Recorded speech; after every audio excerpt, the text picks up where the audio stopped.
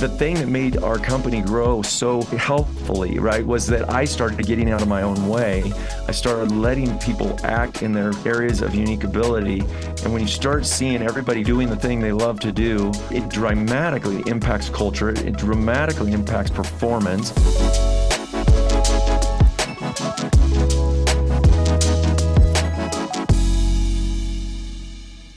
Welcome to Decision Points. I'm Doug Hudson. I'm Scott Wood.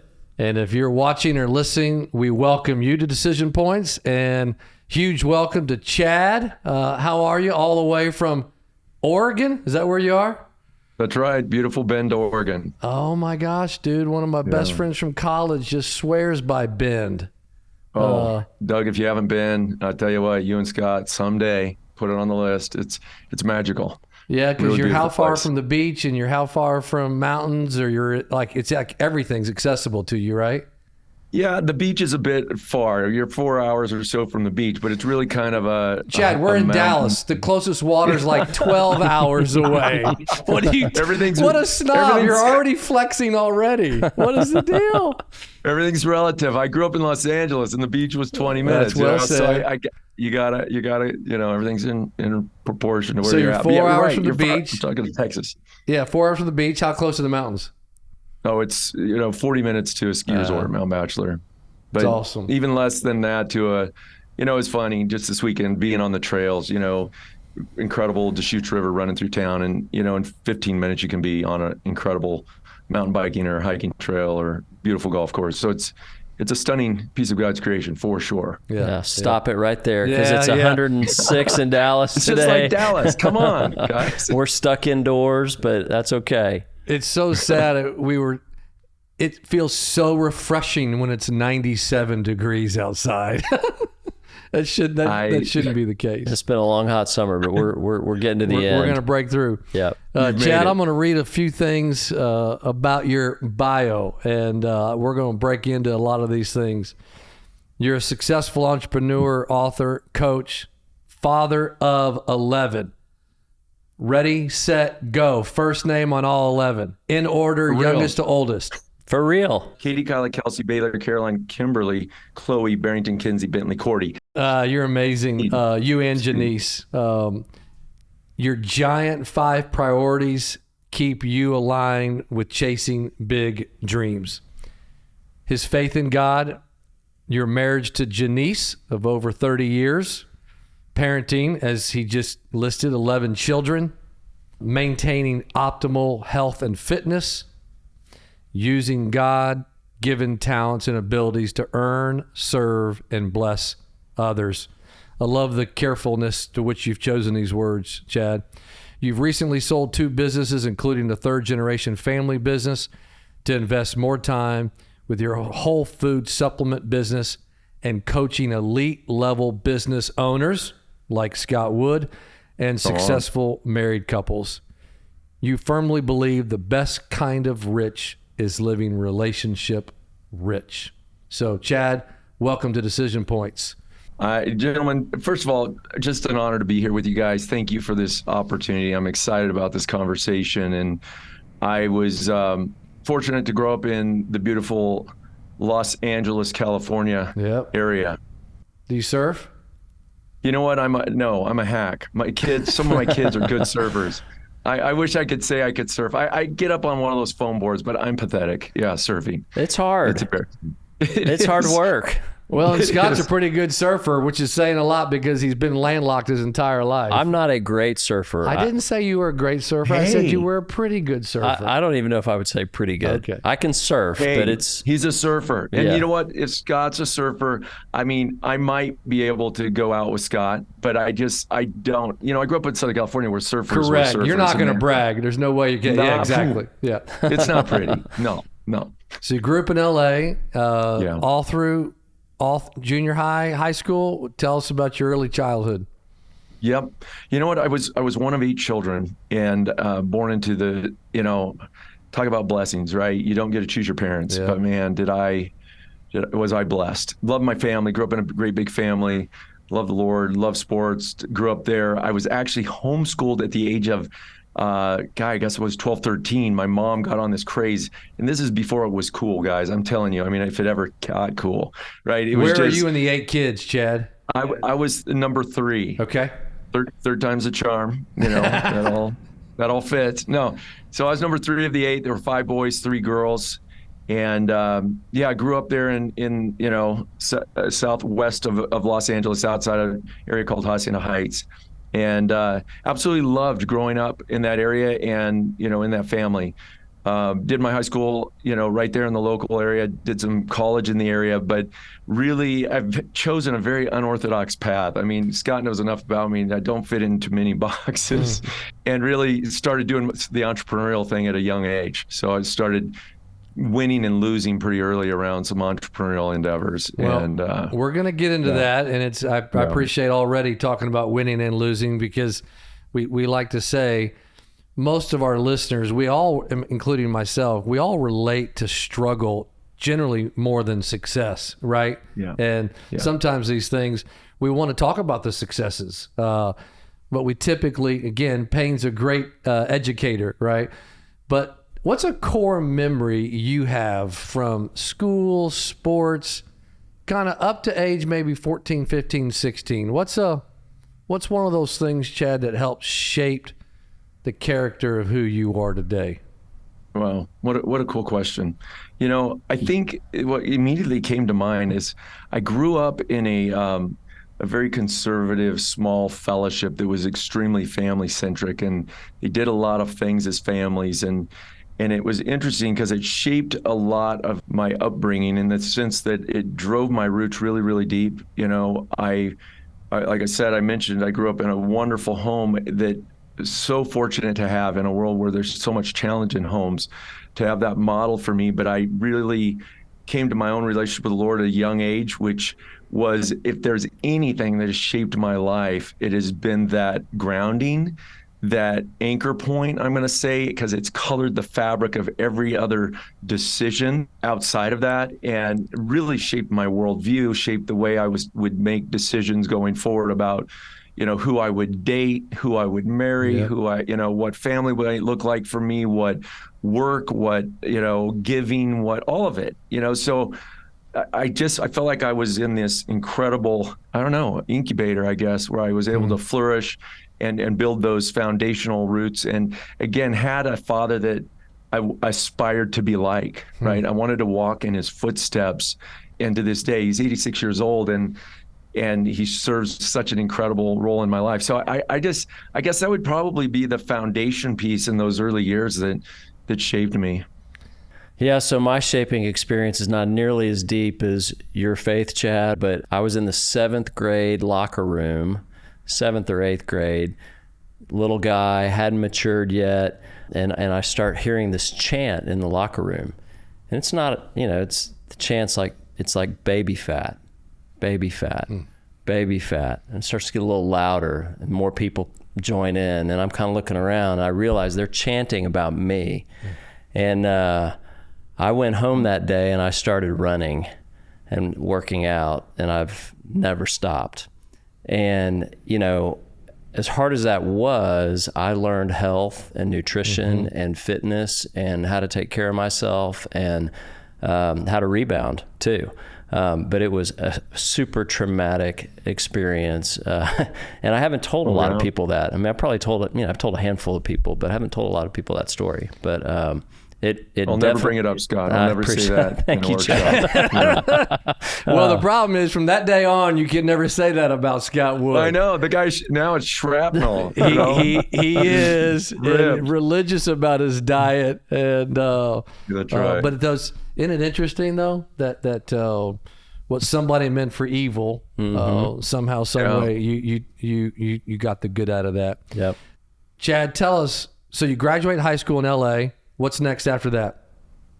Again, I graduated high school early. I was 16 years old. Yeah. And I think partly it was a combination of being in the homeschool environment. We were able to accelerate our learning at a pace that was, individual. Yeah. So you weren't held up by the class. So I kind of raced through, and all of a sudden and I really didn't like school, even though I could do it okay.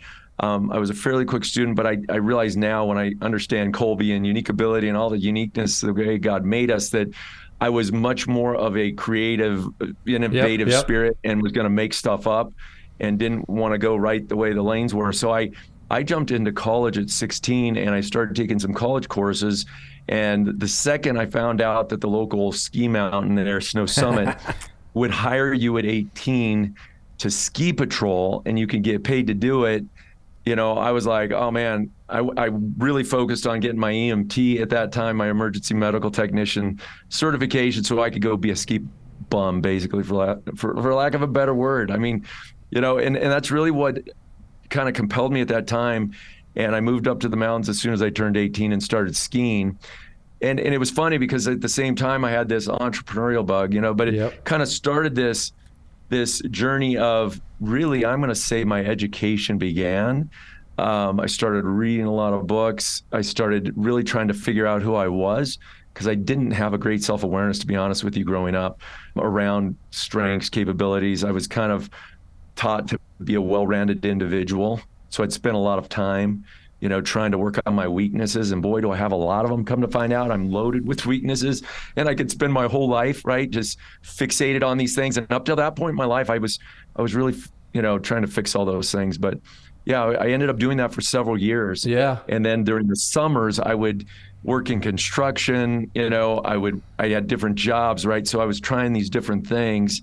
And in and out of college. So, I mean, I was this guy who didn't know quite at all where I was headed. And so I was chasing this shiny object at the time, and so this business is interesting. I started a t-shirt company. I started a mug business. Back then I started a window cleaning company. I mean, it was just, I started all these little things. And meanwhile, I go back and I'd ski and I try to have people running those things. I just had a lot going on, but none of it was really focused. So it was an interesting season. Did you get your EMT, years. I guess? I did, absolutely. You were a ski patrol. You saw some pretty tough, difficult things, didn't you? I did, and it's interesting because I later went back to paramedic school. Once I got married and we had a few children, everybody around me said, hey, you got to get a job. You're all over the place. You need some stability in your life. And so I went back to paramedic school and became a medic. So yeah, in that fire service career, paramedicine, I did see a lot of, you saw a lot of the hurting, you saw a lot of the sick, you saw a lot of trauma, a lot of the difficult side of life, for sure. Yeah. So Chad, you left paramedics, obviously, because you did become an entrepreneur. And so what was the next step sort of in your journey from a job standpoint? What happened next? Yeah. Well, it was really neat. I had finished my another full year at a new department on probation, got off probation, and I think I shared this story before, but my chief said, hey, congratulations, you have 24 years left. And he was referring to that retirement goal that, everybody had in that industry. And it literally felt prison bars were closing on me. I'm like, 24 years of knowing every single day where I was going to go and what I was going to do. And for me, I literally went home to my wife that day and I said, Janice, I said, we got to start praying that the Lord makes it clear where I'm to go, but I know this isn't where I'm supposed to be long term. And it was so cool because I had a guy that worked in finance with UBS, and that's right when UBS had bought Payne Weber and they were merging them in. And he calls me out of the blue, and we'd grown up as great friends. And he was constantly, while he was getting his MBA, he was constantly saying, Chad, you got to read this book, And it was just, so he was a mentor to me. He was a couple years older than me, but he was one that really was like iron sharpening iron in my life. And he calls me out of the blue and he says, Chad, would you be willing to have me fly you to Colorado Springs and present something to you? And I'm like, are you kidding me? Talk to me, And so I jumped on a plane, flew to Colorado Springs. And of course, he popped me up a high-rise building, kind of like what you're in there, in a corner office, and there was the windows and the view, and he's wearing a suit and tie, and he's making really good money, and and I'm sitting there kind of going, whoa, this is another world, and he laid out a plan. He said, hey, Chad, would you be willing to come work with me? He says, I think you have strengths, talents, abilities that are not being deployed in the fire service. I said, you know what? I was just telling my wife that's not where I belong. So that's why I'm here, is I'm open to what might be. And anyways, he said, hey, I think you would actually be really good in this business. And he says, I know your background's not in finance, it's not in business, it's quote unquote, you have no formal education in that way, but I think you would really enjoy it. So I moved my family. We were expecting our fifth at that time, and we moved from Oregon out to Colorado Springs, and I got put in a bullpen with 7 other guys, 6 guys and a gal actually on that squad. From, and these guys are from Duke and they're from Notre Dame and they have big degrees and, MBAs in finance and international this but and you that. can save their life if they have an accident. You can save their That's life. it. I said, I know the Heimlich maneuver, guys. You are good, right? Oh, it was, but I went into that environment, guys. I'll be real frank with you, kind of with this, like, can I even do this? This is a new world. This is big. It was scary, but God is so good. And, I've always believed that if you fix your goal and get clear on your vision and are willing to go to work and do the things that maybe other people aren't willing to do, the hard stuff and the difficult and the ugly and the dirty and whatever, and just get after it. And it was really a blessed season, but it really started to take, I say that 9 months I beat my head on a rock is what it felt like. Cause we didn't get one client, and yet he had tasked me with, actually his goal. He sat down, he says, Chad, I have one goal. And I said, sure, talk to me, give it to me. And he says, I want you to bring in 20 people that have $1 million to invest every month for me to talk to. 20 people every month. 20 every month that have $1 million to invest. Now, I don't know enough about this business at that time to sit there and go, is that normal? Is that high? Is that low? Is that crazy? He was my mentor in a suit, and he's telling me that's what he wanted. And for the next 9 months, I got 0, like 0. I was working my hiney off, pounding phones, trying everything I knew to do. Anyways, I don't know how much you won, but long and the short of it, I found a mentor. I finally was like, who's the best in the business at doing this in the state? And there was a guy in Denver who was absolutely front of the pack, and I hounded him and his assistant forever, incessantly, until she got me on his calendar. And he sat down and he says, Chad, he says, you're running like a rabbit chasing every kind of idea. He says, you need to get people in a little seminar. And he says, that's how I've grown my book of business. He had, I don't know, it was getting close to $1 billion under management, which at that time, I know you guys know the real deal and do big things, but at that time, that's a lot of money. I couldn't imagine that. I could not imagine that. Yeah. Right. It's a lot to steward. Yeah. And he shared some of his things, and with that new vision and some coaching, we actually, for the next 2.5 years, we did more than 20 a month that had $1 million or more to invest. And it was just, again, real blessing in, God's favor and a lot of hard work. I figured out that by writing 1,000 handwritten notes a week, people would open the mail. And when they'd open the mail, they'd also take my call. So I started getting people. So anyways, that was the beginning of kind of this new, entrepreneurial trajectory, Scott. And then did you go to the family business after that? Was that kind of the next transition? Exactly it. Yeah. We were in Colorado Springs. We were finally making our way good, and my father and uncle called me out of the blue and said, hey, would you be willing to come back to Los Angeles to run the family business? And at that time, I had zero interest. I literally was like, I hung up the phone and I told my Janice, I said, Janice, can you believe my dad's asking me to go back to that? And that was no disrespect to my father or my uncle. It was, they had made that business look incredibly unattractive to me. What does that mean? What does that? Yeah. It was incredibly consuming. It consumed them. They were there early, they were there late, they were in the weekends. As I said, it was often a 24-hour work environment. It was dirty, it was hot. Yep. We had these huge 110-foot long Lears that are 10, 12 feet wide, that are taking glass from room temperature up to 1,200 degrees Fahrenheit, which is extremely hot, right? And then bringing it back down to room temperature. It was incredibly, like I said, it was dirty. It was just and it was, they were technicians. I realize now, they knew every nut and every Yep. bolt on every machine. They could tear it down and build it back. And it was killing them. Yep. It was taking their life. So I'm sitting here going, that's what that is over there. I don't want and any even part though of that. Yeah, exactly. Yeah, right. This was a business that was founded in 1934. Okay, so right now, I mean, the Great Depression, just a bootstrap company where, so much of me now understanding history and how my grandfather Wilbur and his brother Lyman started that business, and what it took for them to do that, and then how those values of frugality, of self-sufficiency, of how we can figure it out ourselves because we can't afford to go get someone else to do it necessarily, how those were embedded in the culture of the business that made it look so heavy, right, as it grew. And it made a lot more sense to me. But like I said, after time, my father and uncle were literally like, hey, you know what, we're going to either sell this business. And it was at a bad time for them to sell. It was in decline. It was suffering. It was just all these things. And it was more of a like, let's just get rid of it. And I said, hey, I'm up for the challenge. Let's go back to LA. And I'm really glad I did. Tell us, many things. What was that? What is that business? And walk us through, because you all have sold that business since, correct?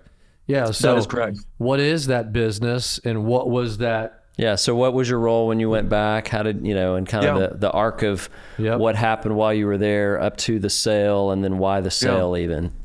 Yeah. It's such a interesting story. Came back as a manager, with the intent that my father and uncle were going to pour into me, teach me the ropes, mentor me.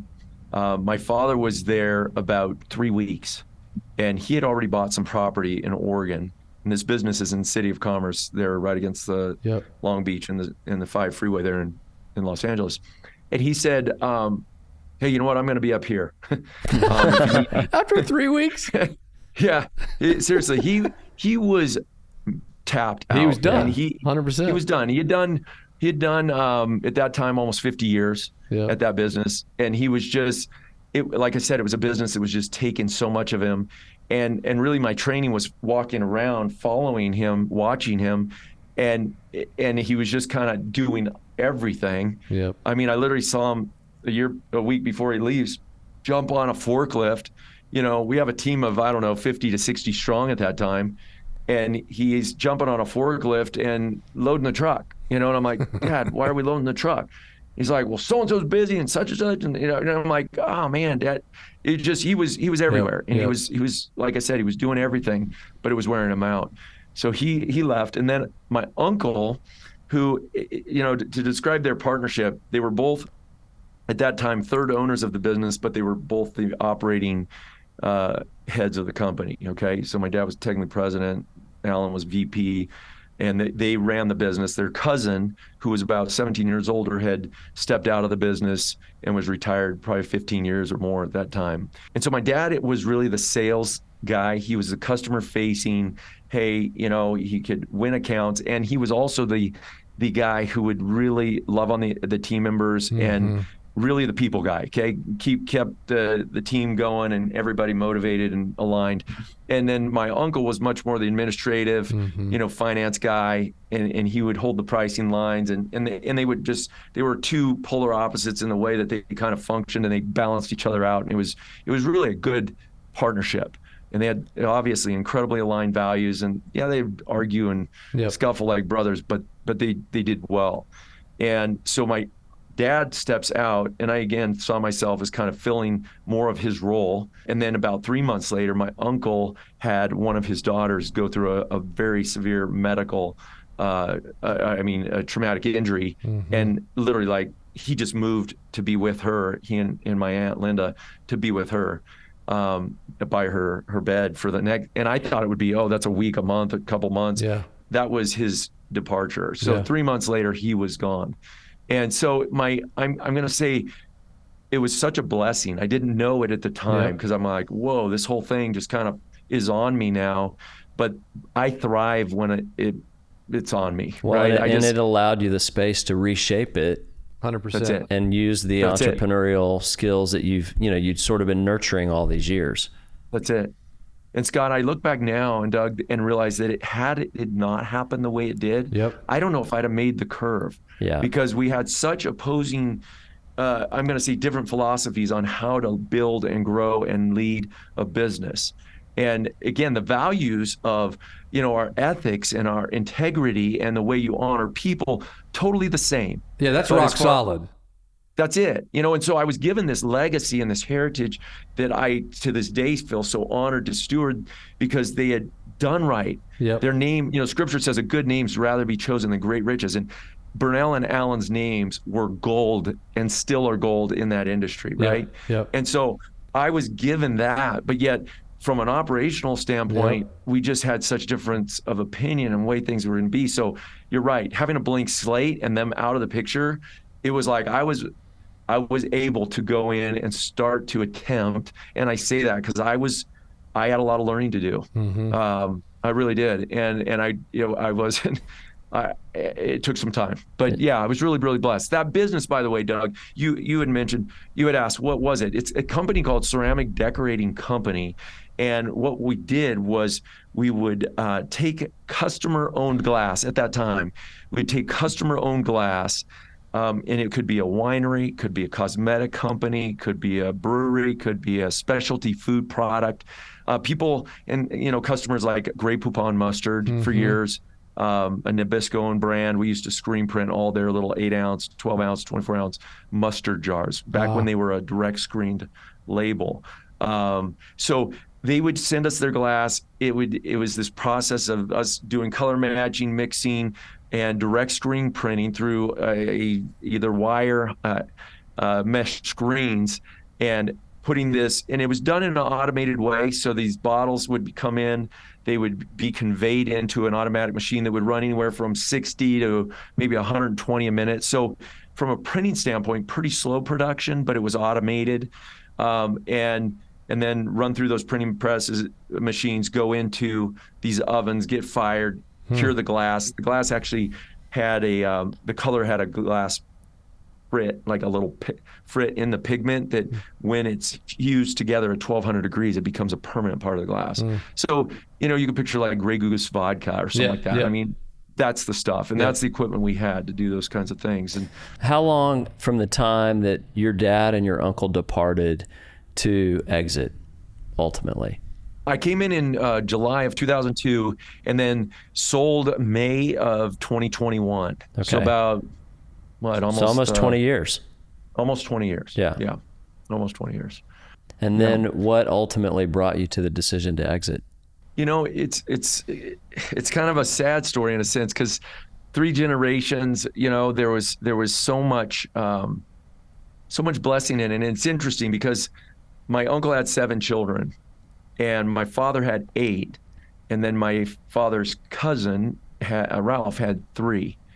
And yet when they came to me in 2001 or whatever to start talking about coming to join them in the business, none of my other siblings and none of the other cousins on either side wanted anything to do with it. Well, I'm glad you're covering this, because I was thinking about asking you why they chose you and not your other 7 siblings or these other 15 or 18 children. Interesting. And again, they'd done like I said, a fairly good job of making the business look unattractive in a sense. That's a good point. And then I'm also going to say, I get the blessing now of hindsight, right? Looking back and looking at the time period, no disrespect to my cousins, but none of them were really that bent towards being entrepreneurs necessarily. And the ones that were, they were the daughters that were married to other entrepreneurs that had their own things going. And then, my other siblings, my younger brother, Dwight, would have been the one for sure. He's very entrepreneurial and we have just so much in common, but he was 4 years younger and just at a different place in life. So I mean, as I look back, they had kind of tapped me. They knew my entrepreneurial drive and, and for whatever reason, the baton was passed to me.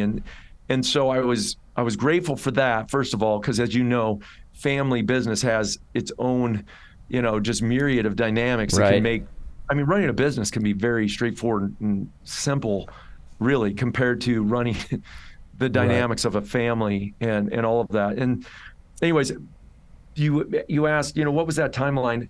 It was interesting. I did not own a share of that company until 2011. Okay. So for 9 years, I ran the business for my father, my uncle, and their cousin, Ralph. Yeah. And it was interesting.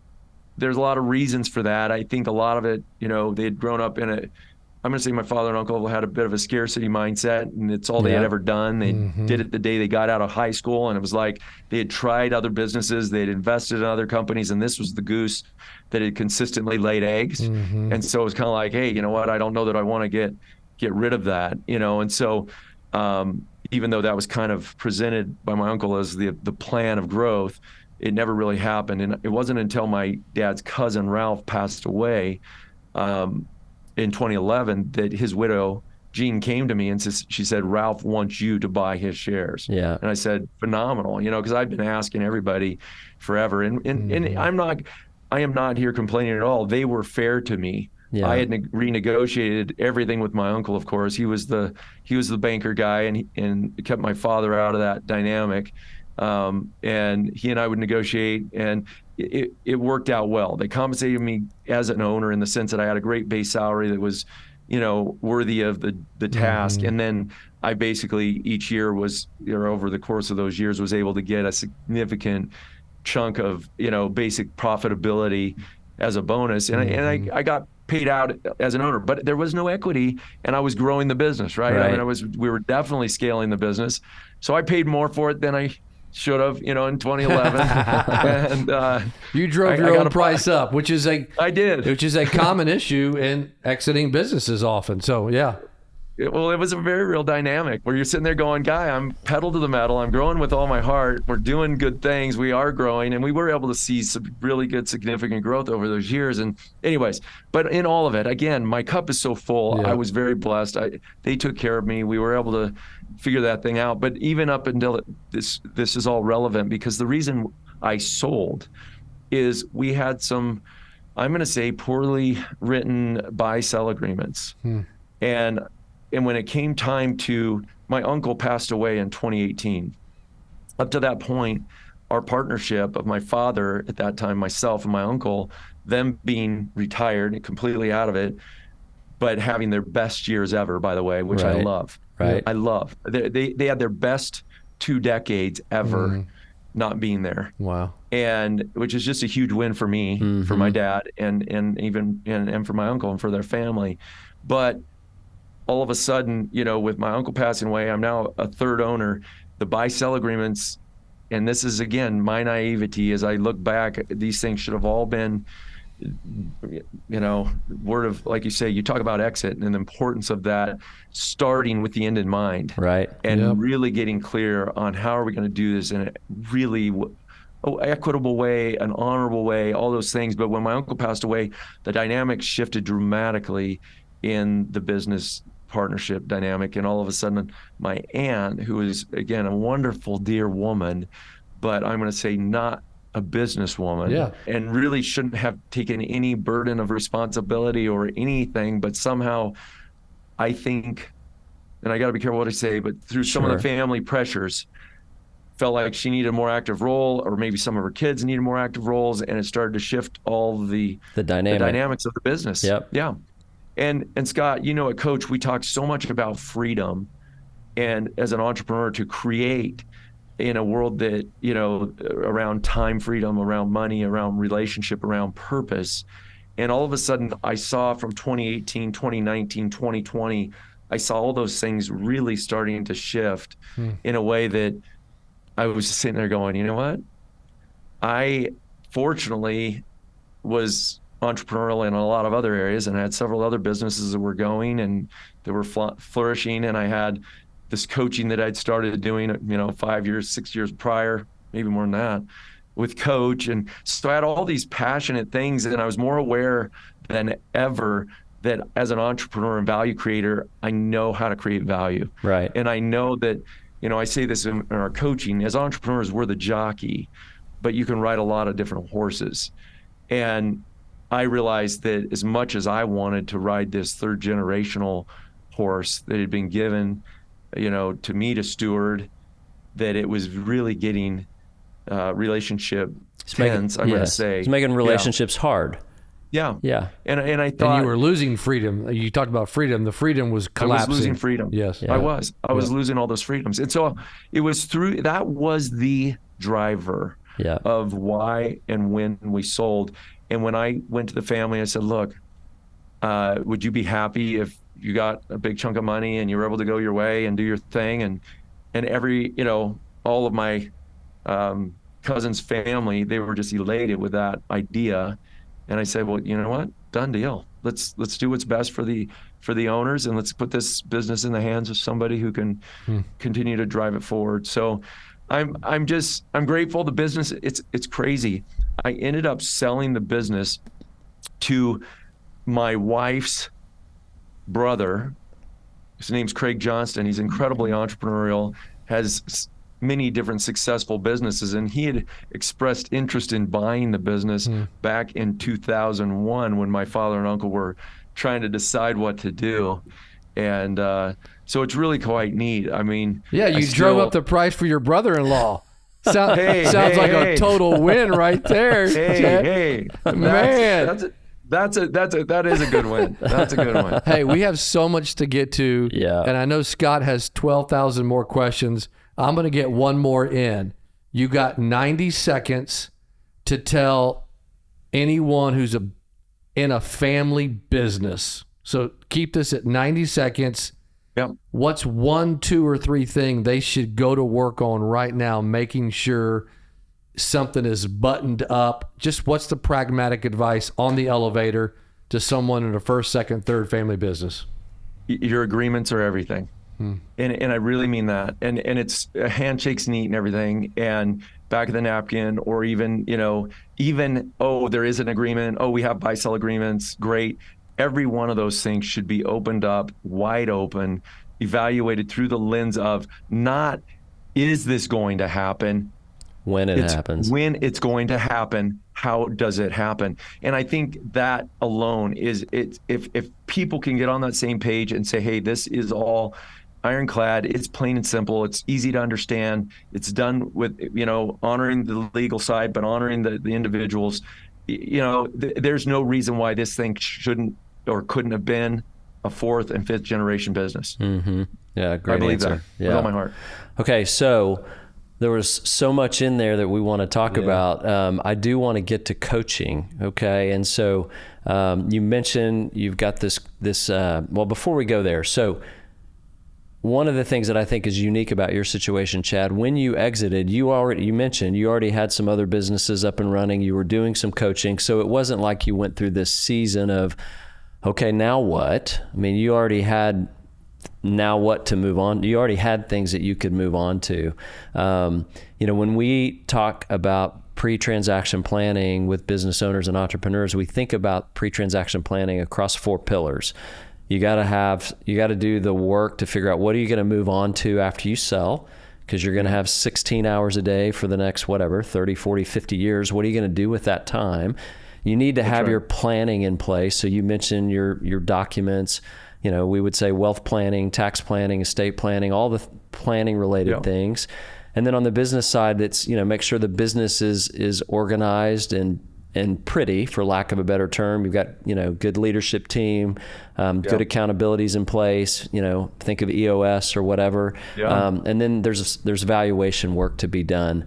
So what I want to spend a minute on with you is, just because of your coaching experience, being a coach, and then your own experience exiting, and then having some purpose post-exit already lined up, like, how do we as business owners and entrepreneurs need to think about what happens post-exit? And as it relates to purpose and some of the things that you had to address. It's such a good question, Scott. I think one of the things I value so much in the coaching we get to do as Strategic Coach is it's focused on the entrepreneur specifically as a value creator. And one of the things, I literally play back, man, if this would have happened 10 years, 15 years, 20 years earlier, you look at timing of things. I had so much confidence about my bigger future, right? Outside of this business because I was so, I'd been practicing so long this discovery, awareness, building around unique ability. Okay, what am I good at? What do I love doing? What rooms do I create value in? Who do I create? Who can I be of service to? How can I? And if entrepreneurs, business owners get extremely clear on that, it's unbelievably empowering to know that, hey, you know what? Like I said, it doesn't matter where I go. I know I can be useful to someone else. And then we do really find a freedom. I found in being freed from the business of manufacturing, of printing, of widgets, of big buildings and equipment and all the things that go with that, to take the part I loved of that, which was the actual development of team, of culture, of individuals, of growing people from where they are to where they want to be, of winning big accounts and all those kinds of things. And I got to keep the best of that and take that forward with me into my next thing, and it's like, so now I get to say yes to, and we talk about freedom from, freedom to. I'm free to now do those things that actually give me incredible joy, that I have great skill at, right, and proven experience, and they give me energy and never-ending improvement. And you sit there and go, who doesn't want more of that? I think business owners often find our identity in that business, and we kind of, I know I did when I went in. I was like, oh, I'm in the printing business. This is who I am. I'm in the packaging space. And it was my journey through coach that really freed me up to think, no, I'm a entrepreneur with a specialty in this, but I can change specialties, right? And I can deploy this in a lot of different ways. So to me, if someone's even thinking about exiting, they should really right now begin that discovery. And I'm amazed, Scott and Doug, how many people that are extremely successful in their business.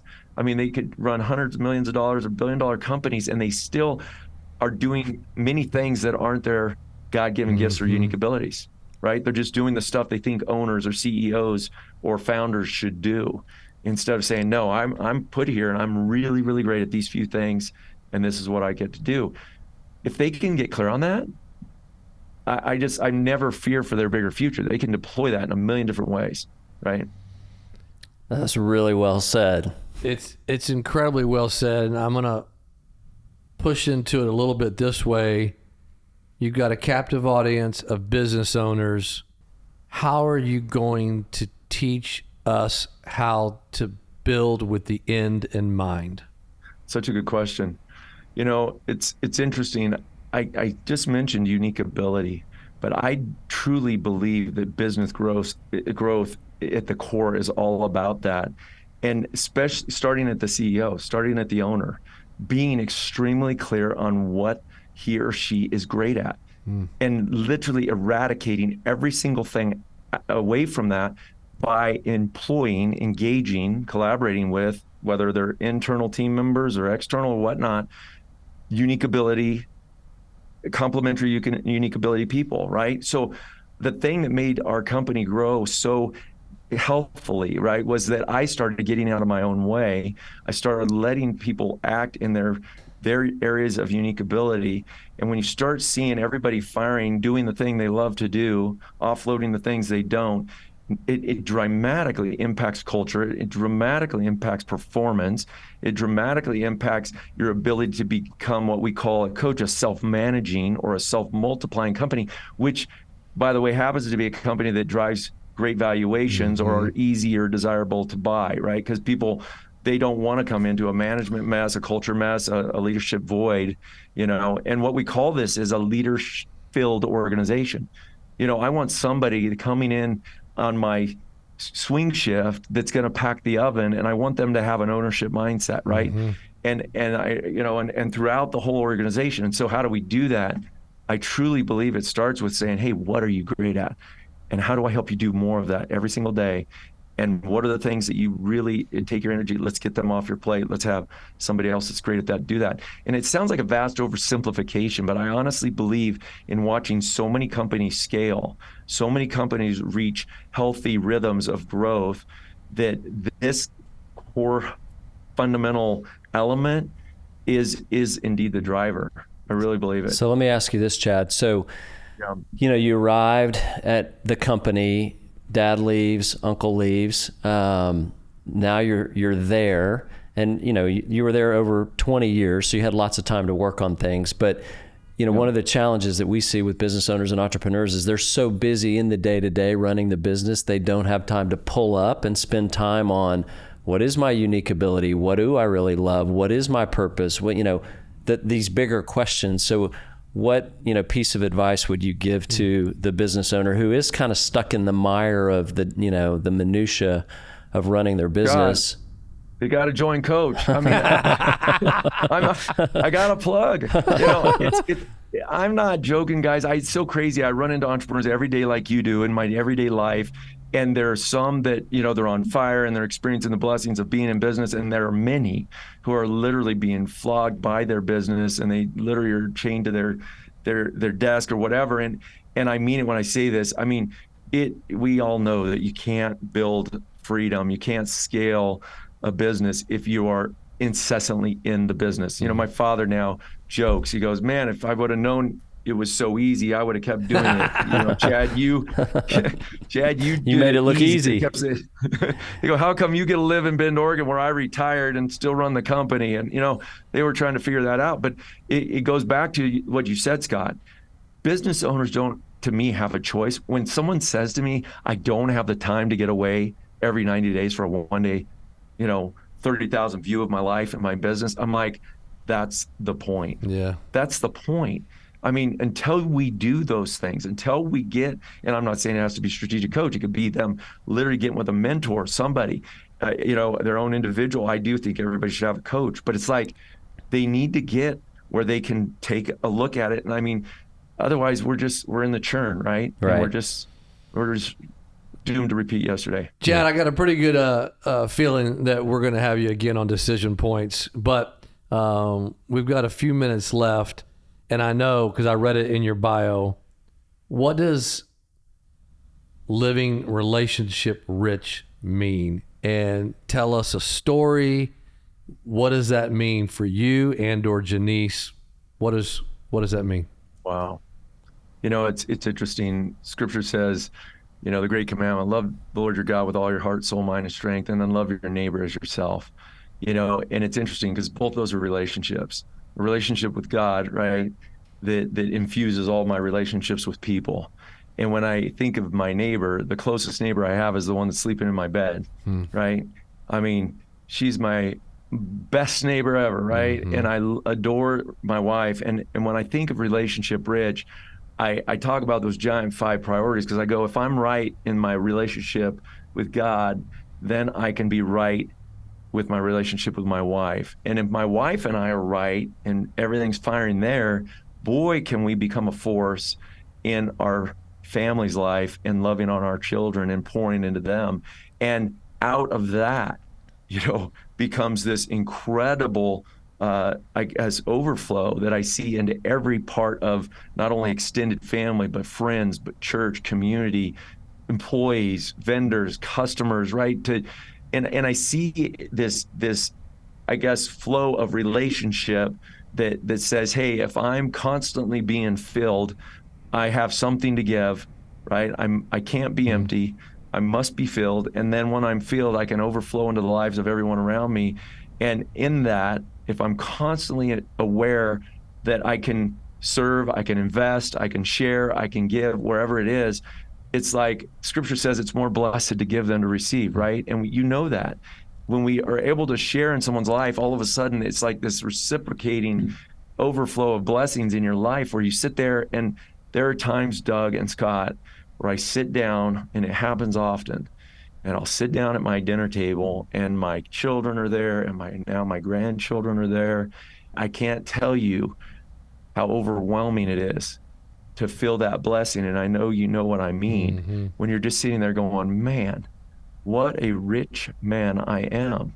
And to see what God is doing in their lives and the way that he's using them to love on other people. And I really have this passion to double down on, the people side of my life, I'm going to say, because at the end of the day, I think it's my relationship with the Lord that's going to matter, and my contribution to people, or the blessings that I have with them. So that's relationship rich to me. That's incredible. Scott, Great answer.